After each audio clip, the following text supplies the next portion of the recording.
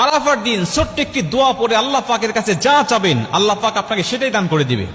কারণ বছরের শ্রেষ্ঠ দিন হলো আরাফার দিন। এই আরাফার দিন ৩৬৫টা দিনের মধ্যে সবচেয়ে শ্রেষ্ঠ দিন।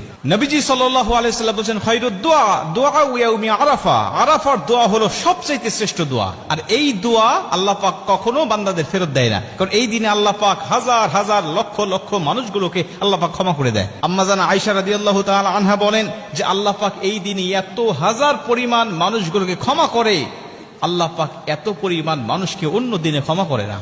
শয়তান চিৎকার করে সেদিন কাঁদতে থাকে, আল্লাহ পাক ফেরেশতাদেরকে ডাক দিয়ে বলতে থাকে, দেখো মানুষেরা আমার আরাফার ময়দানে উপস্থিত হয়ে যাদের মধ্যে ভাষার কোনো মিল নাই, দেশের কোনো মিল নাই, সবাই এক কাপড়ে আবৃত হয়ে লাব্বাইক আল্লাহুম্মা লাব্বাইক বলে বলে সবাই আমার প্রশংসা করছে, আমাকে ডাকছে। আমি আল্লাহ পাক তাদের সবাইকে ক্ষমা করে দিলাম। আর আরাফার ময়দানে উপস্থিত হওয়ার পরে কোনো হাজির কোনো গুনাহ থাকে না। কেউ যদি মনে করে আমার গুনাহ আছে, তখন থেকে তার নতুন করে গুনাহ শুরু হয়ে যায়। প্রিয় ভাইরা আমার, আপনি ওই দিনে আল্লাহ পাকের কাছে যদি ক্ষমা চাইতে পারেন, ওই দিনে রাসূল সাল্লাল্লাহু আলাইহি ওয়াসাল্লাম একটি দোয়া পাঠ করতেন।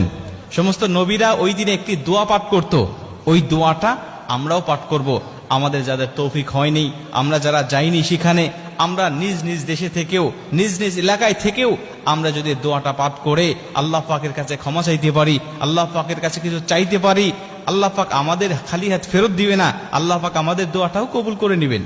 নবীজি সাল্লাল্লাহু আলাইহি ওয়াসাল্লাম সেই দোয়াটা পাঠ করতেন, লা ইলাহা ইল্লাল্লাহু ওয়াহদাহু লা শারীকা লাহু লাহুল মুলক ওয়া লাহুল হামদ ওয়া হুয়া আলা কুল্লি শাইইন কাদির।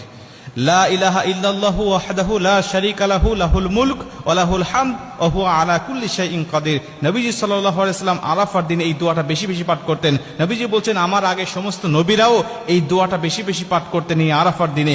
অতএব আমরা যারা যাইনি আরাফার ময়দানে, আমরা নিজ নিজ দেশে থেকেও এই দোয়াটা আমরা পাঠ করতে পারি এবং আল্লাহ পাকের কাছে দোয়া করতে পারি। এই দোয়াটা পাঠ করে আমরা নিজ নিজ ভাষায় আমাদের যা চাওয়ার দরকার, আমাদের যা পাওয়ার দরকার, আল্লাহ পাকের কাছে সেগুলো আমরা চেয়ে নিতে পারি। আরাফার দিনে যেহেতু রোজা রাখার একটা ফজিলত আছে, আমি যদি সারাদিন রোজা রাখা অবস্থায় এই দোয়াটা পাঠ করে আল্লাহ পাকের কাছে চাইতে পারি, বিশেষ করে দোয়াটা পাঠ করে আমি 2 রাকাত নামাজ পড়লাম, নফল নামাজ পড়ে আল্লাহ পাকের কাছে আমি সেজদায় পড়ে কাঁদতে লাগলাম, রব্বানা আতিনা ফিদ দুনিয়া হাসানাতাও ওয়া ফিল আখিরাতি হাসানাতাও ওয়া কিনা আযাবান নার। আয়াতগুলো পাঠ করে, নফল নামাজ যেহেতু আপনি যে কোনো আয়াত তেলাওয়াত করতে পারেন, বাংলা ভাষায়ও আল্লাহ পাকের কাছে চাইতে পারেন, কোনো সমস্যা নেই। আপনি এই আয়াতটা তেলাওয়াত করে দোয়াটা পাঠ করে আপনি আল্লাহ পাকের কাছে কাঁদেন, আল্লাহ পাকের কাছে চান, কি চাওয়া আপনার, কি পাওয়া আপনার, কি ব্যথা আপনার, আল্লাহ পাকের কাছে বলতে থাকেন। আমার আল্লাহ আপনাকে নিরাশ করবে না। এই দিনের ফজিলতে আল্লাহ পাক অবশ্যই আপনার মনের সব চাওয়াকে পূর্ণ করে আপনার মনের দুঃখ, ব্যথা, বেদনাকে আল্লাহ পাক দূর করে দিবে। কারণ এই আরাফার ময়দানে